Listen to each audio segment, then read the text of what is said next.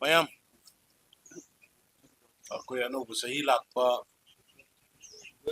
आजकल इन्हें कोई mayam की cooperation, मणिपुर की प्रजा सिंह की cooperation, अदुगा मशीबु याना मरो पार लोगे का media की सिलनाउशिंग की role, responsibility, अदुगा कोई honorable elected members in honorable सिगी कोई jointly civil society organizations, student bodies in both hill and valley,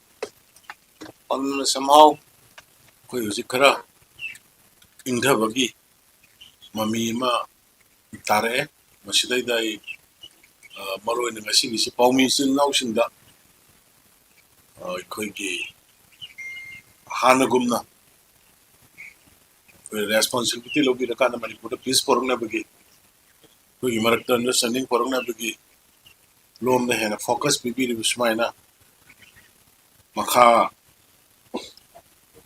Tarak पदसु मधुबी cooperation support तोबिना बा हनी में आपको जोनी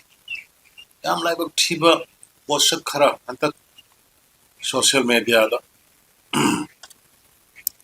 तंपाक्ता लेबा community खरा की मरकता याम ना ताब नुंगाई तबा वही वता सी नबा अदगी पाबदा नुंगाई तबा वही होता इनका social media दा थागलपा गुम्बा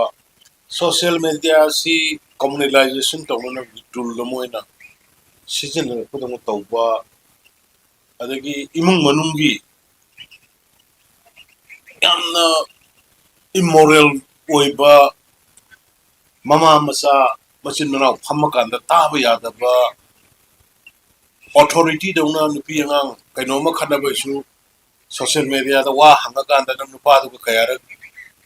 कोई बचनी गाय वो यामना awkward ओइबा यामना uncivilized ओइबा यामना uncivilized ओइबा एखो इचली नाव फमिनबदा इवन मरम पांग बाउ फमिनब नुंगाइतबा अदुगुमबगी मयाम से social media दा यामना float तोरपा मा थेंगनाइ मसी क्वाइदगी हेन लाइफ थिबि आई पुलिस दा intelligence wing dai high grade notice formal notice thok and loina youtuber sing page scenery ba gi holders sing social media gi Instagram gi wero Facebook ki wero X ki wero mayam punamak manipura operate audition do loina kokhala kan moy the awareness with warning PU haidna ai deciding instruction tokre mayam da sunga si aina ai appeal tokjari mayam gi khuthang da adugumba migi imung amagi nupi amagi nupa amagi ijat loibe ya pot sinjina panbada hangoi ba pot adugumba pot mayam do media da thadoga look kayam yamna chawraba kayam yamna lingna lupno khulai pai ba kangbu no mokhoi da kana authorize to ya dugumba mi ge private life ki hak matla kana moina mayam no khongoi na riba maduna aphabarom da la di phaba phatta barom da la ka da haurai ba tumi miror sai su sidhe na maduna colored to honbu gi pot leiba aduna madu yam nungaite aduna right from today onward, I YouTuber sing, aduga iram dam ki pau kangla pau ha nung anu mesla hangi ba mayam page hangi ba Facebook ta kari da hangi ba mayam be careful mi magi like mang ba ba suicide to guduni moina madugi to wiri ba insult bibiri ba discrimination to we with no kangwang maktabagi mi do society we have madugi responsibility do madugi Facebook page do madu dai to development ki to social ki to politics ki to whatever yai but me ki personal life do migi individual character da migi family ki da assassinate character assassination to bugumba insult to bugumba se yam toy no ure adi matlab yam satiba communal gi noi jati ke yam phaubuno noi jati ke yam phaubuno tawna sira ga hai bugumba mamai pala ga thoga kuji khara ma delhi da phamaga tor ko yaw phawul tha kham hekta haner da bogi loire da bogi type tawna de swai da phamaga tawra ka manung da phamaga tawba mayam su yaw phane am su phar bani laibak thibana akhoi gi legal system sida 7 years ki kaino lai tragadi madu haiba gumba restriction masa amre mo advantage e lo de to madu na kaya me society da dimage to gi du wahi ama dagi kang pirang thok toine thok ama dagi mi imung gi mi sidoine aduna sigi pon mayam se masang katang ai ngasi je kitang serious hoina chilnaw mayam media gi kuthang dai masima youtuber sing facebook ki page pai sing aduga instagram da tawdi sing x da fake name tawga tawdi mayam se fake si ju phaba ngam de lo matam gi wani madu hayeng kharpa kanda yam sathina sokani adigi anti national oiba manipur se bharat ki tokhai ne leirba country mi ongda post over manipur se tokhai ne ningkha tam bogi mongda ngangba sakpa iba inciting toba youth chinda adugumba se yaringe tobigano koi akhum haye madu ain gi matungina law gi matungina koi ne government na thabu lokol ka madu gi am sathi na mayam su sokani wagani koi mayam gi career ma ngin be handak ki ihoda mla sin mai tharamba pot lut togiba sana mun gi ba phani ku gi mayam do loi phar ka do police kaino da khara amne ene se ta do re khara mana ko jail da lei hai bisung gi mo gi life to man do amon mo government ki service to boda police der mark lairani ama torna once police na fir le sing kamai to mo government service tem to yaro even mo gi police verification ki mari le ko kanda police na mata mo da green period aduna yaringai civil society organization ki maruk ta su thoglai ba look yang re look se phai kai te democracy ni tawbudabu kanana noida authorized to ge bami phabugi kanada noida authorized to ge bami phubugi kanada noida authorized to ge ba khulai pairaga mi kapugi sigi haidi ba pon mayam se masi aikhoi manipur gi leiriba samam na ba sarang na ba government ga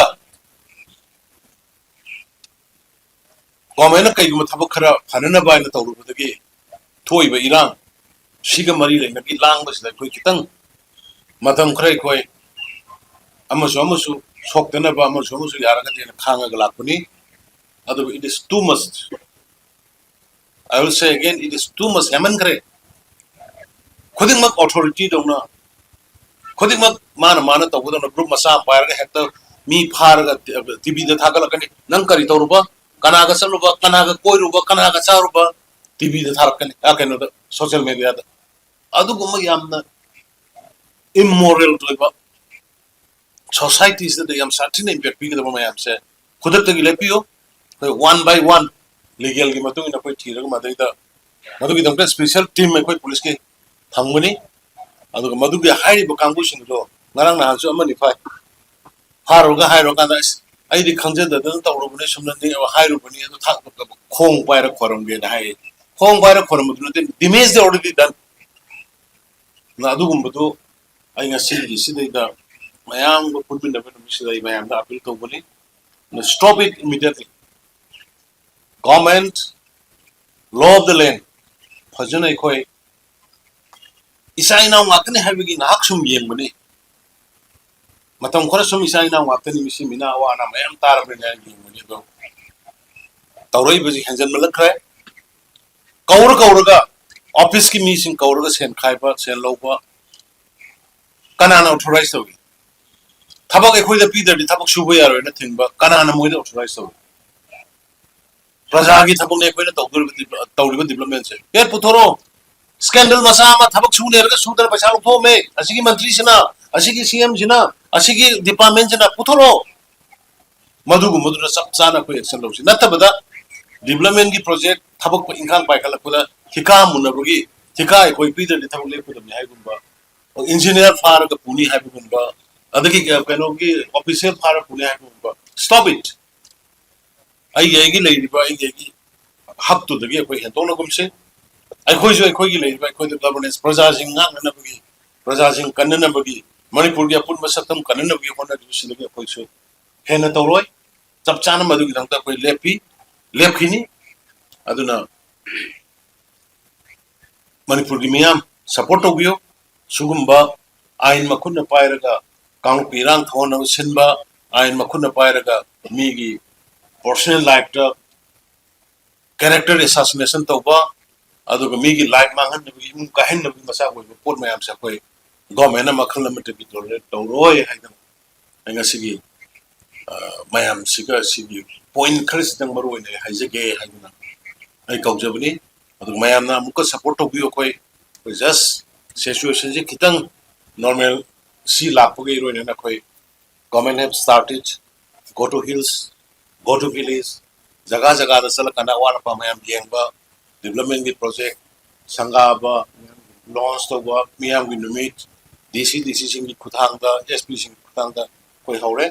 अदो media की सुनना मयाम पुरा मना please हानदगी लोगी role माइना constructive ओइबो role लगा peace पोरगनाबा नॉर्मल सी हलकनाबा दुगा अफबा स्टेट में हानगी मणिपुर रो हानगी मिस फेमिना का तौखिबगी मणिपुर G20 का तौखिबगी Manipur tri nation football tournament तौखिबगी मणिपुर अदुगुम्बा यामना विजिटर मयाम फॉरेनर कनो मयाम टूरिस्ट मयामना ओवरफ्लो ओइरबा दुगा मणिपुर मोना बहना होनबदा I seek your cooperation particularly from the media friends thank you ADC अदुगा municipality panchayat अखोई इरांग सिन मरम ओरगा थेंगदबनी मरमदी लाइनरिबा फिबम सिदा कना गम लेबम जाबम लैतबा कुन होंगबा युम होंगबा मिसिमिना यावबनी खितंग इनकन्वीनियंट ओगेतना अदुबु पंचायत फजन फंक्शन तौरी थ्रू नॉमिनेशन मेंबरशिप तौरकांदा पंचायत अदुम प्रजा की काना बकै अदुम फंगले अदुगा ADC गिसु अदुम अखोई कोई डिप्यूटी कमिश्नर सिंह की खुथांगदा हाना कोई चेयरमैन की मखादा तौरमने कोरना चेयरमैन दु की मखादा तौबदु नतबदा तौना हाबदा की डीसी की खुथांगदा कोई तौरी मोइगिसु कमिटी सेमबगी अमा तौसियना तौनबदु की फॉर्मेलिटीज जो इलेरा कमिटी ना प्रपोज तौरकांदा कोई मदु गवर्नर दा थागरे नॉमिनेशन अमा नॉमिनी तौरकांदा तौना अदुबु हुजिक ओइरैबा फगलैबा सिचुएशन सिगी मओंग येगदी अथुबदा अखोई हारिबा लोकल बॉडी की इलेक्शन से कोई तौननबगी सरकार फिलअप कनी है मोइगा वरी साबा सादबदो ऑफिशियल होइबे कोई गवर्नमेंट का कशु लेती चलगा उन्नबा एनी इंटरलोकुटर एनीबॉडी उन्नबे एनीबॉडी न उन्नबे या फॉर्मली कोई सुमाइना उन्ननी गाइना मिनिस्ट्री ना ऑर्डर थोकना से थोकना कोई स्टेट गवर्नमेंट न की डिपेंड थारो अदगी कोई तौदुरी गाइना अदुगुमगे ऑफिशियल होइबा अमत लेती कोई सुकनो मधुगी खुदों चादबसी हुजिक तसेंगना हारगदी चलिबो लंबीसी कोई चटके हरदी यारबनी गाड़ी सु चली गाड़ी अतै गजम लोइ चली पैसेंजर चलपसी कितंग रिस्क लेबगी चनदबनी अब चटके हाबदे खुदोंना याम कायना कनो तौग्रदु मधुगी सब सब सिक्योरिटी फीलिंग्स सिक्योर ओरि हाबदु खलनबदु कोई गवर्नमेंट दगी कोई initiate तौरी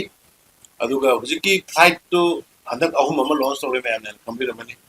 February 16 दगी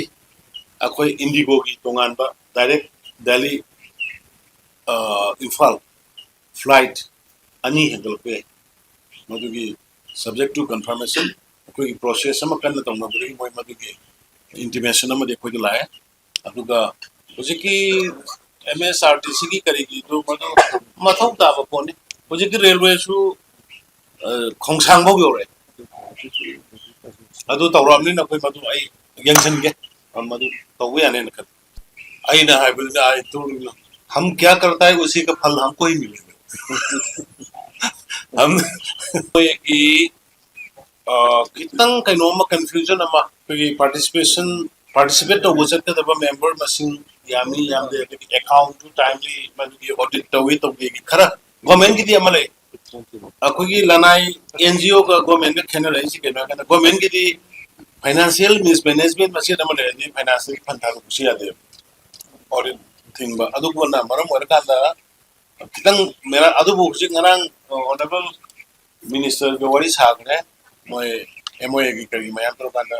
direct benefit transfer हम ये type ता association ता पीर का खाना ना बा हाई गंगा मान्य जैसे लोग नहीं कोई intervene टोरी में कुछ मत मोई लोई आओ कोई सीधा की government की कोई थोड़ा ना कोई शहर से कोई planning department तो गाना में हम Manipur economic revival अतो की थिंग नाते नहीं ऐसी नारायण फ्लाइट सब तो क्या दूंगा इतना बड़ा हंगाम की त्रिपुरा दा उड़म बदो उसी मणिपुर दा उड़े लबुक से hang nam da kang na litre something na something la koi lak se ure master oil khang de potato khang de telo khang de loi ure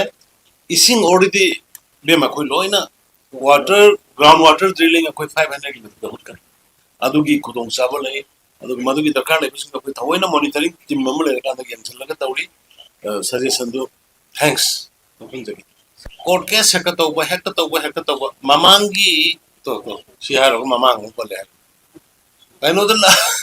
lam mapu to ta pasha pi ga piram dre mapu na da piram bhai adu case ne bata nori si madu ke as a sauna bahana bada koi ministry MORT convince or matum da koi chalaga meeting ko yaw convince or matum da 100 crore already sanction ta rokre madu gumba hana kano confusion leiba jaga ko khar ke lam sam da moi gisu kheti boron pi ne na bata sel maram di pitho me ba ase lambi si da seme Songi mapak sidagi sidi sumaina sabyung lekre sabyung na lekri mafam dugi compensation piram gumbo mathak da piram de bukum sugum bagi so many things khara le ram ya na madugi confusion le rubani jodi almost settled tawre 100 crore more ministry gi khoi da madi as a sangran ma pirakre smoothly adum sathaba hore na baina I think we are continuing for destruction of the coffee plantation all over the state, and today also our police team along with the paramilitary forces, Assam Rifles, Army, the CRPF, BSF, and the state police and the forest department peoples, they have taken a step to destroy destroying the poppy plantation in some part of the Kapuku area and in some part in the Cycle area. So we'll continue. Thank you so much, Tom. Thank you. Thank you. Yeah, yeah.